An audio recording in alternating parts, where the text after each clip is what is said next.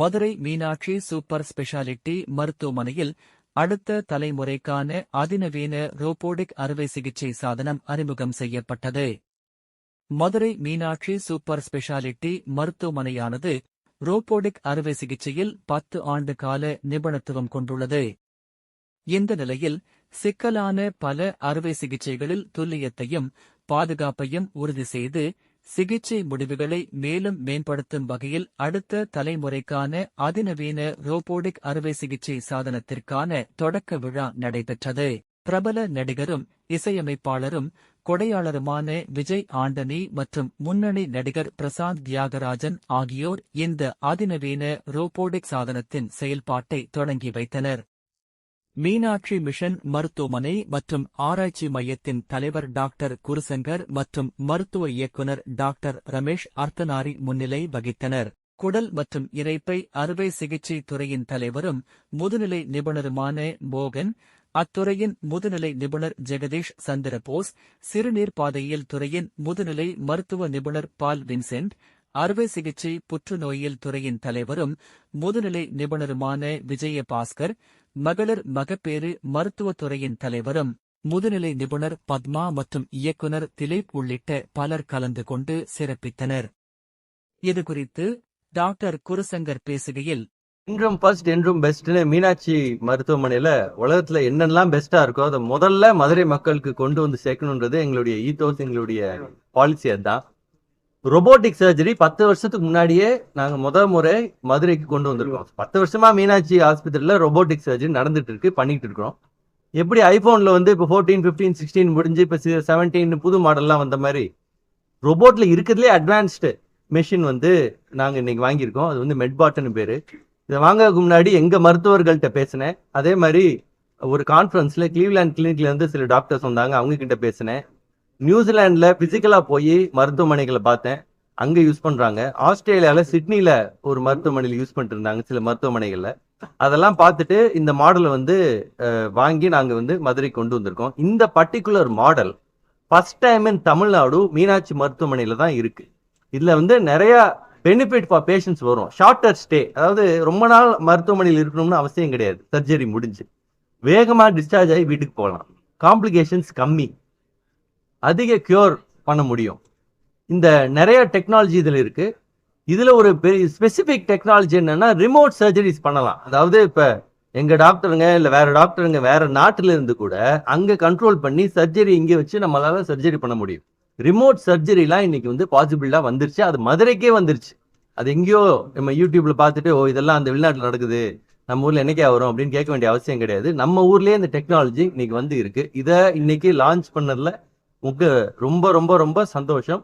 A big thanks to actor Prashant and actor Vijay and உங்க எல்லாருக்கும் இதை நாங்க பகிர்ந்துக்கிறதுல ஒரு மிகப்பெரிய மகிழ்ச்சியோட ஷேர் பண்ணிக்கிறேன். நன்றி. இதுல வந்து ஒரு பாயிண்ட் மிஸ்டர் ராம் சொன்னாரு, இந்த மெட்வாட் ரோபோட்ஸ் கோயம்புத்தூர் திருச்சியில தான் இருக்கு. ஆனா அங்க இருக்கிற மாடல்ஸ் எல்லாம் இந்த லெவல் கிடையாது. இதுதான் highest model. In their company this is the highest model. So இப்போ வந்து நீங்க வந்து iPhone 13 வாங்கலாம், iPhone 17 வாங்கலாம். ரெண்டு நிறைய வித்தியாசம். அது மாதிரி இது iPhone 17 equal is the top range. அது இதுல என்ன அட்வான்டேஜ்னாக்கா இதுல ஆல்ரெடி நிறைய ஏஐ சிப்ஸ்லாம் உள்ள ரெடியா வச்சிருக்காங்க. இப்போ வந்து நாளைக்கு நான் சொன்னேன் இல்ல தானா ஆப்ரேஷன் பண்றது, அதெல்லாம் இதுல வந்து இனாகிரேட் பண்ணி இதுல இன்ஸ்டால் பண்ணிட்டோம்னாக்கா it can help the surgeon in many places by doing things automatically. So அதுதான் வந்து பெரிய அட்வான்டேஜ். இதெல்லாம் வந்து அவங்க டெவலப் பண்ணிட்டு இருக்காங்க சாஃப்ட்வேர். பட் அவங்க என்ன பண்ணிருக்காங்கன்னா already the chips are inside. So software மாத்திரம் போட்டா போறோம், இல்லைன்னா வந்து திருப்பி சிஸ்டத்தை மாற்றணும். இதுல ஆல்ரெடி அந்த சிப்ஸ் இருக்கு, பாக்கி எந்த மாடல்ஸும் அந்த சிப்ஸ் கிடையாது. ரோபோட்டிக் வந்து என்னென்ன யூஸ் ஆகும்? எல்லா ஆப்ரேஷனும் ரோபோட்டிக்ல பண்ணலாம் சார். மெயினா வந்து cancer operations, major stomach, large intestine, பெரிய குடல், சின்ன குடல், நார்ல இருக்கிற ஆப்ரேஷன்ஸ், ஈசோபேகஸ் உணவு குழாயோட ஆப்ரேஷன்ஸ், இப்போ வந்து நிறைய தலை ஆப்ரேஷன், தைராய்டு ஆப்ரேஷன்ஸ், இதெல்லாமும் ரொபாட்டிக்ல பண்ண ஆரம்பிச்சிட்டாங்க. தைராய்டுல எங்க ஹாஸ்பிட்டல் இருக்க விஜய் பாஸ்கர் தான் இந்தியாவிலேயே நம்பர் 1 ரோபாட்டிக் தைராய்டு சர்ஜன். அவருக்கு பண்ண கேஸ் யாரும் பண்ண. சார் கடந்த 10 ஆண்டுகளா ரோபோட்டிக் வந்து மருத்துவத்துறையில பிரச்சனை ஆயிட்டு இருக்கு. இந்த ரோபோட்டிக் 2.0 வந்து எந்த விதத்துல வேறுபட்டது? எப்படி பெட்டரா இருக்கும்? எஸ் யா, இதுல வந்து அந்த சொன்ன இன்னொரு இடத்துல இருந்து ஆபரேஷன் பண்ணலாம். ரெண்டாவது இதோட விஷன் வந்து மச் பெட்டர். ஏன்னா இது வந்து அவர் வந்து 10 வருஷம் முன்னாடி டிசைன் பண்ண லைட்டு லென்சஸ், இதுதான் latest light and lenses. So இதோட விஷன் ரொம்ப பிரைட், இது ரொம்ப கிளியர் அண்ட் நான் சொன்ன மாதிரி நிறைய அட்வான்ஸ்டு டெக்னாலஜிலாம் இனாகிரேட் பண்ண போகிறோம். ஒவ்வொரு டெக்னாலஜியாக வந்துட்டு இருக்கு. இப்போ என்னன்னா இந்தியாவில் வந்து ரோபாட்ஸ் மாத்திரம் பர்மிஷன் வாங்க முடியாது, ஒவ்வொரு டெக்னாலஜிக்கும் they have to get permission. So they've already paid for it. They will get the permission from CDSCO in Delhi, and then once they get the permission, they will install it. இது வேற யார்கிட்டயும் கிடையாது. Sir சொன்னதுல கொஞ்சம் புரியுதுன்னு சொல்லணும். இது வந்து என்ன 3D படம் பார்ப்பீங்களா? 3D படம் பார்க்கும்போது ஸ்டீரியோஸ்கோப்னு சொல்லுவோம், 2 லென்ஸ் கேப்சர் பண்ணுவோம். அதை பண்ண உடனே அது 3D-ஆ காட்டுங்க. இப்போ சர்ஜரி வந்து முதல்ல இந்த ஸ்டீரியோஸ்கோப் இல்லைன்னா இந்த பாடி உறுப்புகளை வந்து சிங்கிளா காட்டும். ஸோ கத்தி எங்க வைக்கிறோம், எப்படி அதை வெட்டுறோம், அதை கரெக்டாக வெட்டுறோமா, இன்செக்ஷன் கரெக்டாக சொல்லிட்டு பார்க்க முடியாது. பட் இந்த ஸ்டீரியோஸ்கோப்னால என்ன ஆகுதுன்னா அதை 3D-ல காட்டும் போது கரெக்டான இன்செக்ஷன் எங்கே வைக்க முடியும், அது எவ்வளோ டெப்த் போகலாம், அதனால கரெக்டாக மில்லிமீட்டர் ப்ரிசைஸாக பண்ண முடியும்.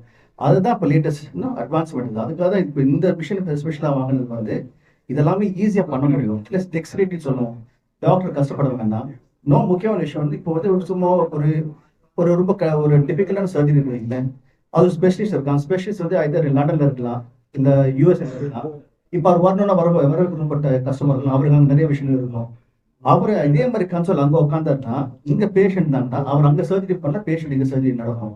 அதான் ஒரு மிகப்பெரிய ஒரு ப்ளஸ் பாயிண்ட். அதுதான் மெயினா வந்து இந்தியாவில் இங்கே இருக்கணும்னு சொல்லிட்டு ஆசைப்பட்டு தான் நம்ம சேர்மன் குருஷன் சார் வந்து மெயினா ரொம்ப ரிசர்ச் பண்ணி இதுதான் பெஸ்ட்னு சொல்லிட்டு கொண்டாந்துருக்காரு. அதனால வந்து எனக்கு ரொம்ப சந்தோஷமா இருக்கு. இந்த மாதிரி சர்ஜரி எல்லாம் வெளியூருக்கு போய் பண்றது பதிலா நம்ம ஊர்ல அது மதுரையில் நடக்கும்போது ரொம்ப பெருமையா இருக்கு, சந்தோஷமா இருக்கு. சார் இந்த மாதிரியான ரோபோட்டிக் இயக்குறதுக்கு மருத்துவர்களுக்கும் பணியாளர்களுக்கும் முறையான பயிற்சி வழங்கப்படுகிறது, முறையான ட்ரைனிங். எங்க ஹாஸ்பிட்டல் ஆல்ரெடி 10 வருஷமா பண்ணிட்டு இருக்காங்க ரோபாட்டிக்ஸ் இருக்கும். ஸோ இது வந்து அதுலேயே அட்வான்ஸ் மாடல் தான். ஸோ அவங்களுக்கு வந்து அவ்வளோ ட்ரைனிங் தேவையில்லை. சரி, இப்போ வந்து நீங்க வந்து மாருதி கார் ஓட்டிட்டேன்னாக்கா பென்ஸ் கார் சாதாரணமாக ஓட்டிடலாம், ஒன்றும் டிஃபிகல்ட்டி கிடையாது. பென்ஸ் காருக்கு ட்ரைனிங் தேவையில்லை. அதே மாதிரி தான் சார் இந்தியா வந்து எத்தனாவது ரேங்க்ல சார் இருக்கு இந்த ரோபோட்டிக் சர்ஜரியில? சார் அப்படி யாரும் ரேங்க் போட்டு சொல்லல சார். இல்ல வேர்ல்டு லெவல்ல பார்க்கும்போது இந்தியாவுக்குன்னு சொல்லுவாங்க, ரேங்கே கிடையாது. ஆனா ஒண்ணு அமெரிக்காவில் தான் ஜாஸ்தி machine, maximum machine America. But நீங்க கேட்ட விஷயம் வந்து கரெக்டா கேள்வி. இந்தியா எந்த மெடிசனை பொறுத்த வரைக்கும் இந்தியா எதுவும் கிடையாது. யூஎஸ் இருக்கட்டும், லண்டனா இருக்கட்டும், அங்க என்னன்னா டாக்டர் போய் பார்க்க 3 மாசம் பண்ணிட்டு இருந்தோம். இப்போ வயிற்றுல நர்ஸ் இன்னைக்கே வந்து டாக்டர் பார்க்கலாம். அந்த விதத்துல போத் டாக்டர் எக்ஸ்பர்டீஸா இருக்கட்டும், மிஷின்ஸா இருக்கட்டும், டெக்னாலஜி இருக்கட்டும், இந்தியாஸ் கம் அ லாங் வே. ஸோ அதுல வந்து வி ஆர் வெரி ஹாப்பி. வந்து லக்கி இந்தியாவில இருந்து நம்ம இவ்வளோ நினைச்சா கண்ணு வலி வந்து டாக்டர் பார்க்க முடியுது, தொண்டை அப்படின்னா டாக்டர் ஃபோன் பண்ண முடியுது. இதே மாதிரி எந்த ஊர் இருந்தாலும் அப்பாயின்மெண்ட் கிடையாது, ரொம்ப கஷ்டம். அது ஃப்ரெண்ட்ஸ் யாரும் அப்ராட் தெரியும், அங்கே டாக்டர் அப்படின்னு வாங்குற கஷ்டமா இருக்குடா. ஸோ அந்த விதத்துல வந்து நம்ம இந்தியன்ஸ் இருந்து இதுல என்ன அட்வான்டேஜ்னா இப்போ இவங்க வந்து தரமான ஒரு சர்வீஸ், அதுவும் வந்து சாதாரண சர்வீஸ், மோஸ்ட் பெஸ்ட் சர்வீஸ் கொடுக்கணும்னு ஆசைப்பட்டு தான் பண்ணிட்டு இருக்காங்க. So this is something which is there. And அதுவும் நம்ம மதுரையில் கிடைக்கும் போது மதுரை மக்களுக்கும் சரி, சுற்றி இருக்கிற எல்லா கிராமத்துக்கும் கிடைக்கும் போது இட்ஸ் வெரி நைஸ் திங். ரொபாட்டிக்ல வந்து ஒரு நாளைக்கு வந்து 2 பேஷண்ட் பண்ணலாம். ஒரு ரோபாட் தான் 2 பேஷண்ட் ஒரு நாளைக்கு பண்ணலாம். அப்ப அவர்ஸ் வந்து ஜாஸ்தியா இருக்குமா? கொஞ்சம் ஹவர்ஸ் ஜாஸ்தியா இருக்கும். பிளஸ் 2 பேஷண்ட் நடக்க கொஞ்சம் எல்லாத்தையும் கிளீன் பண்ணி ஸ்டெரிலைஸ் பண்ணி திருப்பி புது கவர்லாம் போட்டு பண்ணணும். பெயின் எப்படி இருக்கும்?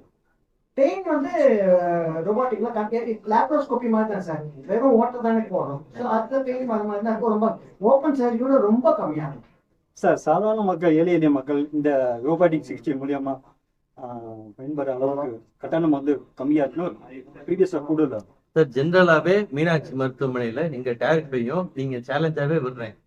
எனி கம்பேரபிள் ஹாஸ்பிட்டல் மெட்ராஸ்ல எடுத்துக்கோங்க, அவங்களோட பாதிக்கும் கீழே இருப்போம். இன்ஃபேக்ட் 4 மடங்கு கம்மியா இருப்போம் நாங்க. உயர்ந்த மருத்துவம், குறைந்த செலவு, அதான் எங்களுடைய நோக்கம். Sir, in our country, this kind of machines is available or not? Available means manufacturing. This is not manufactured in India. This model is not manufactured. Manufactured in India. It is called SS Mantra. That is by an Indian cardiothoracic surgeon who was working in USA for a long time. And then he was very interested in robotics. He has developed a robotic company and he is now selling a machine called SS Mantra, which is quite good, but which we did not find satisfactory for major operations.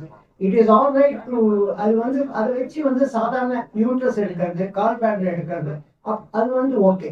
But நாங்க பண்ற இந்த thyroid பண்றது, பேன்கிரியாஸ்ல surgery சொன்னாங்க, அந்த மாதிரி surgery, லிவர்ல surgery, அது லாய்க்கு. தனித்தனி ப்ரோப்ல அது. ஆமா, ஆனால் லாய்க்கு 5 விரல ஒண்ணா இருக்கு சார். 5 விரல் தனித்தனியா இருந்தா எப்படி இருக்கும்? அதான் SS மந்த்ரான்ற அந்த மாடல், இந்தியன் மாடல். ஜென்ரலாவே அறிவியல் கண்டுபிடிப்புகள் மெஜாரிட்டி யூஎஸ்ல தான் நடக்குது.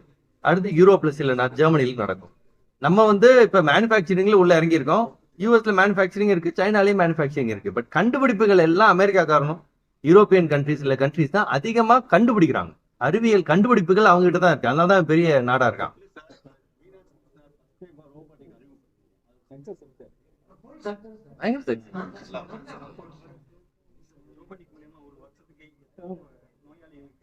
சிகிச்சை அளிக்கிற டாக்டர் இலக்கு நிறைய செய்யணும். ஒரு வாரத்துல 6 நாள் ஆபரேஷன் பண்ணா 12 ஆபரேஷன் பண்ண ஆரம்பிச்சுட்டு அது கெப்பாசிட்டி சொல்றாரு எவ்வளவு பண்ண முடியும்னு. பட் டார்கெட்னு நாங்க போடவே மாட்டோம். மீனாட்சி ஹாஸ்பிட்டல்ல டார்கெட்னு போட்டா டாக்டர் அதை அச்சீவ் பண்றதுக்காக கண்ட சர்ஜரி பண்ணிட்டு இருப்பாங்க. அது பண்ணவே கூடாது, எந்த ஹாஸ்பிட்டலையும் பண்ணக்கூடாது. டார்கெட்ன்றது நாங்க இருந்த மேனுஃபேக்சரிங் இண்டஸ்ட்ரியில தான் டார்கெட்லாம், இது மைக்கு சரி செய்யணும் அப்படின்னு. So there's no target. பேஷண்ட்டுக்கு தேவைன்னா பண்ணுவோம். சில ஹாஸ்பிட்டல் டார்கெட்ஸ் இந்த ஹாஸ்பிட்டல்ல கிடையாது. இந்த ரோபோட்டோட டென்சிட்டி டென்சிட்டி இப்ப 1000 அந்த மாதிரி இருக்கு இல்லையா?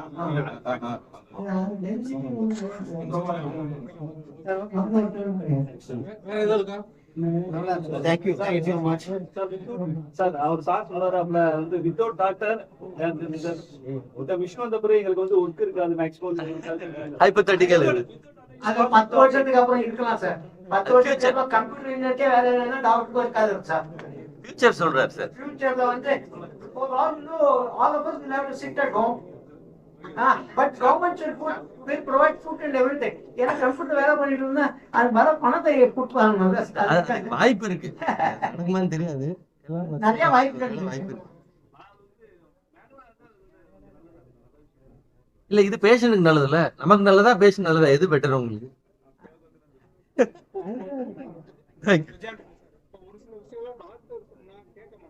இதே ஒரு நடிகர் ஒரு அவங்க பிடிச்சவங்க சொன்னா டக்குனு இப்ப சினிமா மீடியம்ல இந்த ஜெனரேஷனுக்கு எந்த அளவுக்கு ஹெல்த் ரிலேட்டடா, ஏன்னா இப்ப இருக்க நிறைய ட்ரக்ஸ் அடிக்ஷன் என்னமோ நிறைய கேள்விப்படுறோம். அது எந்த லெவல்ல நீங்க இந்த ஒர்க் ஜெனரேஷன் நிறைய பேர் ஃபோக்கஸ் பண்ண ஆரம்பிச்சிருக்காங்க. ரீசெண்ட் டைம்ல சோசியல் மீடியானால நிறைய விஷயங்கள் மக்கள் ரீசெண்டாக இருக்காங்க. முன்னாடியை விட நிறைய மெடிக்கலி எவ்வளோ அட்வான்ஸாக இவ்வளோ டெவலப் ஆகிட்டு இருக்காங்க. அதே மாதிரி பாமர மக்கள் நம்மளுக்கும் நிறைய தெரியுது.